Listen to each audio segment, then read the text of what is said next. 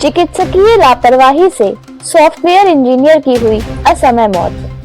डॉक्टरों के खिलाफ मुकदमा दर्ज कर आवश्यक कानूनी कार्रवाई का न्यायालय का आदेश। हल्की उससे ब्लीडिंग हो रही थी। ब्लीडिंग में बोली उसके बेटे का जनेऊ था। उसने कहा कि मम्मी दिखा लेते, मेरी बड़ी बेटी आई हुई थी और वो दिखाने के लिए और भी डॉक्टरों को हमने फ़ोन किया। 4 साढ़े 4 बज चुका था तो बोली उसके यहाँ एक ज्योति करके मेरी जान पहचान नर्स है, तो हमने उससे फ़ोन किया, डॉक्टर साहब तुम्हारी बेटी बोली हाँ बेटी है। तो उसको दिखाने के लिए हम लेकर के मेरी बड़ी बेटी लेकर के गई। वहाँ पे गए तो बोली कि कुछ नहीं है, थोड़ा इंजेक्शन वगैरह लगा देंगे वो बंद हो जाएगी। हर महीने का कभी कभी होता था, नहीं कभी, लेकिन वो कावली थी क्योंकि उसकी बेटे का जनेऊ था। तो वो इतनी परेशान थी कि अच्छे से अच्छे सारा कार्यक्रम हो जाए। जॉब भी करती थी तो उस टाइम जो भी बचता था तो सोचती थी कि कोई दिक्कत हमको ना हो, आप अच्छी तरीके से करेंगे। शॉपिंग भी कर दी थी उसको। तो डॉक्टर बोली कि देखो तुम करना नहीं है, अल्ट्रासाउंड वगैरह भी उन्होंने किया, सब कुछ ओके हो गया, करना नहीं, थोड़ा सा टेस्ट के लिए बुला रहे हैं, तुम आ जाओ टेस्ट कर लेते हैं, थोड़ा सा क्या कारण है, अंदर सिस्ट वगैरह तो नहीं बोली इसकी क्या ज़रूरत है, हम आएंगे तो होगा, शायद तो नहीं परेशानी। अब ससुराल में तुमको कोई पूछेगा नहीं, ब्लीडिंग निकली घर से स्टार्ट हो जाएगा, मर जाओगी, कट जाओगी, परिवार ऐसा होता है बहुत। तो बोली इस तरह ये बात किसने कही? ये बात विवाह मिश्रा और रिश्ता मिश्रा दोनों माँ बेटी बैठी हुई थी। तो जिनका फुटेज आप निकालिएगा अपने आप पता चल जाएगा कि ससुराल होता है, हमने ससुराल में ऐसे किया इस तरह की बहुत सारी बात। बोली मम्मी ये लोग गंदी बात पढ़ लिख इस तरह से कैसे करेंगे, मेरा तो परिवार ऐसा है नहीं इस तरह का, क्यों इस तरह की बातें करते हैं। हमने कहा कि ठीक है छोड़ो, नहीं होगा। अब तो नहीं मम्मी कह रही है कहीं हो गया, थोड़ा सा 2 मिनट का काम है करवा लें। 2 मिनट के काम के लिए बृहस्पतिवार को उन्होंने बुलाया। बृहस्पतिवार को हम लोगों का ये वर्ष सावित्री का व्रत था, नहीं जा पाए। तो हमने कहा कि शुक्रवार को चलेंगे, शनिवार को शुक्रवार को था वो कहीं हाँ जाइए, 2 सेकंड का तो काम है, आपके बच्चे हुए डरती है 2 सेकंड का। जब वो गई तो घर से लड्डू बिस्किट करके पर्स में गई, कहती है मम्मी 2 मिनट में तो काम करके आ ही रहा है, 2 सेकंड का काम है। अब मेरी बड़ी वाली बेटी लेकर चली गई। क्या मेरे मन में बेचैनी आया कि नहीं हम भी चले जरा देखें, इधर से उधर चले जाएंगे, दोनों बेटी इधर चली जाए। जब जा रहे हैं तो देख रहे वो मुस्कुरा रही है, उसके पास 2 दाइयाँ बैठी हुई है नर्स दोस्त, तो मुस्कुरा रही है कि वो आ गई ऐसे बोली। तब तक तो विवाह मिश्रा साइड से अंदर से जा रही है, तो हम तो विवाह मिश्रा से हाथ देखिएगा कोई दिक्कत नहीं, अच्छे से कोई दिक्कत तो नहीं है, सब कुछ ठीक है ना। तो करिए अरे आप बेकार में डर बेकार में है, आप कैसी महिला है, बच्चों को जन्म दे समझ 1 सेकेंड का काम है। मेरी बेटी इतनी एक्सपर्ट है, लगी तब तक मेरी बेटी अंदर। अब हम बैठे इंतजार कर रहे हैं, अब आएंगी बार बार दौड़ के हम जा रहे हैं कि बैठ से क्या निकला। एक बूढ़ा भी मेरे पास बैठा हुआ है, वो बोल रहा मेरी भी बहू नहीं, मेरी बहू की तबीयत गड़बड़ नहीं। तो वो लगा कि शायद दोनों का कुछ कर रही हम लोग भी करवाए हैं, हम लोग का भी 5 मिनट तो हो गया, लोग बार माँ बुला रहे हैं। बहुत देर के बाद ये क्या करिए, आपकी बेटी का नहीं है, डॉक्टर का है, बुलाइए कहीं नहीं है। लास्ट में एक बार सिलाई गई है आपकी बेटी का, बेटी को इतना देर बाहर निकलिए, हम बेचैन हैं। कितना देर लगी वो, कितना देर तक अंदर थी? वो समझिए कि 3-4 घंटे ये रखी अंदर, हम लोग बेचैन हो रहे हैं, कह रहे हैं कि अरे रेस्ट कर। 4 घंटे में आपने मिलने की कोशिश नहीं किया उससे? बहुत किया, लेकिन दोनों माँ बेटी नहीं मिली, कोई डॉक्टर नहीं मिला, नर्सें हम लोग को लौटा दे रही थी। क्यों आपको अंदर नहीं जाने दे रही? ना अंदर 4 घंटे बाद आपको क्या पूछा? 4 घंटे जब देखे कि एक डॉक्टर सा आगे पीछे से दौड़ता हुआ आ गया और विवाह मिश्रा भी पीछे से दौड़ती हुई आ गया, तो हमको बेचैनी पकड़ ली क्या बात, जिस मरीज के साथ क्या दिक्कत, उसके बाद कि आपके पास तो और बच्चे हैं ना, हमने कहा बात क्या है, बेटी को ऐसा है, लेना है तो ले लीजिए, मामला रफा होता है, हो जाता है। ये बात किसने कही आपसे? विवाह मिश्रा। कुछ आपसे कॉम्प्रोमाइज की भी बात कर रहे थे सर। हाँ, और मैं हाथ पकड़ करके पेपर पे जबरदस्ती साइन इस पर कीजिए, इस पर कीजिए, उन्हें बेटी को उनको दिखाई। आप शासन प्रशासन न्यायालय से क्या आप मांग कर रहे हैं? क्या शासन प्रशासन से हम नहीं न्याय क्योंकि ईश्वर के बाद लोग डॉक्टर कोई भगवान समझते हैं और सब कुछ छोड़ देते हैं।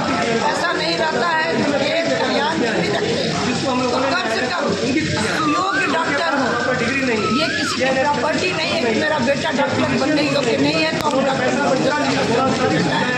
उस योग्य बनावे हैं और जान बचाने के लिए हम लोगों ने हर एक तरह की सुविधा दी जाए।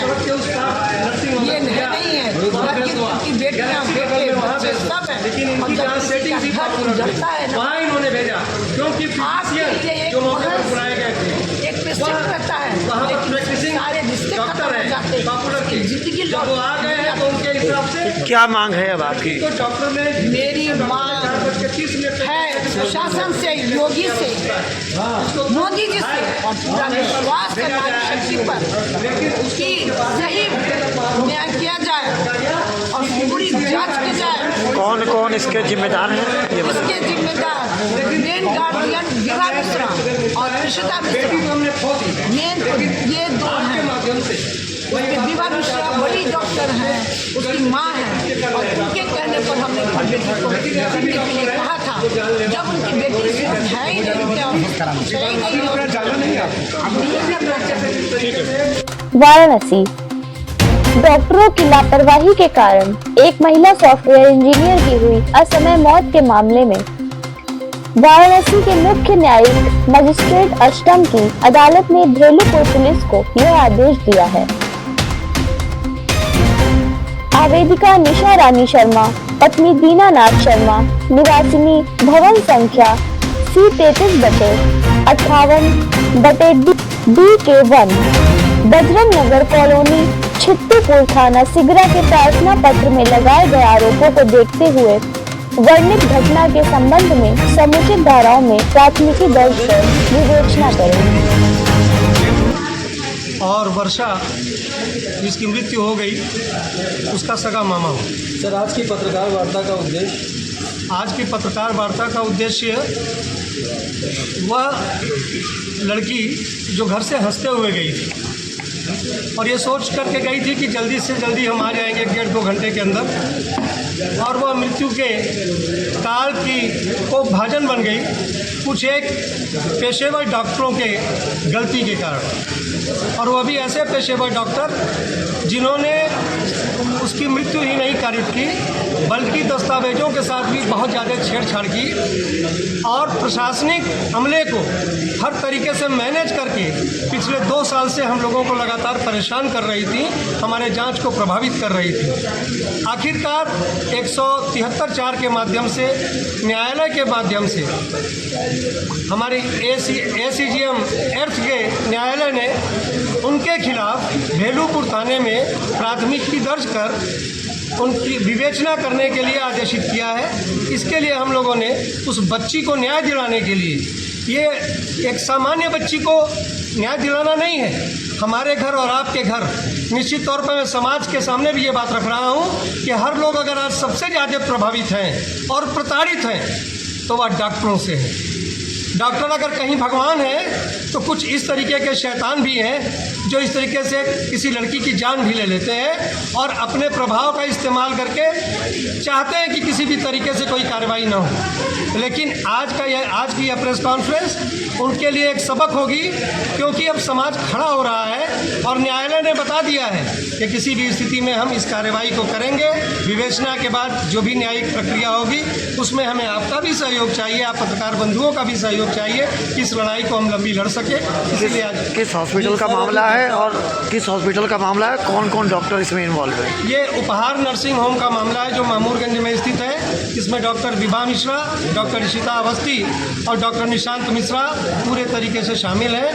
इन लोगों ने बहुत सारी ऐसी धाराएं हैं जो भी आपको शशिकांत जी बताएंगे, जिसके माध्यम से कहा है न्यायालय ने कि इन धाराओं के अंतर्गत ये चीज़ें आएंगी, क्योंकि न्यायालय ने जो आधार बनाया है वह वादिनी के प्रार्थना पत्र को बनाया है कि वादिनी के प्रार्थना पत्र के हिसाब से जो धाराएं बनती हैं उसमें सुसंगत धाराओं में प्राथमिकी दर्ज कर विवेचना करें। भाई शशिकांत ने बता दिया।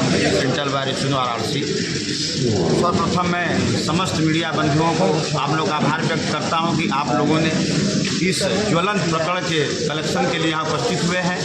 मामला होता क्या है कि साधारण सामान्य परिवार के लोग, उनके साथ घटनाएं घटती है, लेकिन इतने वीक होते हैं, कमज़ोर होते हैं कि वो नहीं उठा पाते हैं इस मुद्दों को। मैं सबसे पहले साधुवाद स्मृतिका वर्षा जी के माता निशा रानी को भी देना चाहता हूँ कि इन्होंने जिस दिलेरी से अपनी बातों को रखा है, इसके लिए वो बहुत साधुवाद की पात्र हैं। विगत 2 वर्षों से लड़ाई लड़ रही हैं। वह आप लोग जानते हैं उपकार नर्सिंग होम बहुत बड़ा नर्सिंग होम है और सामान्य व्यक्ति नहीं है, वो बहुत बड़े डॉक्टर हैं और धन बल बाहुबल हर चीज़ से वो सक्षम है। 2 साल से अनवरत लड़ती रहे, लेकिन कोई प्रशासनिक अमला उनके ऊपर जू तक नहीं रहेगा। हाँ, जो भी इन्हें प्रार्थना पत्र देती थी उसके पक्ष में रिपोर्ट लगा देते थे, उसको सब कुछ ओके कर देते थे। अंततोगत्वा ये हारते हारते माननीय न्यायालय की समझ पहुँची। वहाँ पे हमारे वरिष्ठ अधिवक्ता शशांक जी, शुक्ला जी, राहुल जी, सुरभान जी और राजेंद्र भैया स्वयं, हम लोगों ने जिस दिलेरी से बहस किया उसको उसमें पाया, माननीय न्यायालय ने पाया कि वास्तव में इनके साथ एक घटना घटित हुई है और डॉक्टर की लापरवाही की वजह से वह मृत्यु हुई है, जिसके कारण दिनांक 20/2/2025 ईस्वी को आपको ऑर्डर भी दे दिया जाएगा। माननीय न्यायालय द्वारा यह पाएगा कि वास्तव में यह घटना घटित हुई है और डॉक्टर की घोर लापरवाही से वह मरी है। अगर डॉक्टर चाहते और स्पेशल विशेषज्ञ जो डॉक्टर होते हैं वह विशेषज्ञ डॉक्टर नहीं थे, गलत डॉक्टरों से उन्होंने उपचार किया, जो भी किया।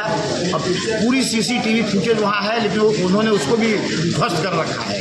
अगर ये वास्तव में साजिश विवेचना होगी तो अपराधी हैं और अपराधी पाएंगे, क्योंकि सारे तथ्यों का कलेक्शन करते हुए माननीय न्यायालय ने पाया। लंबी बहस चली, करीब 3-4 राउंड बहस चली और कई डेटों पर बहस चली।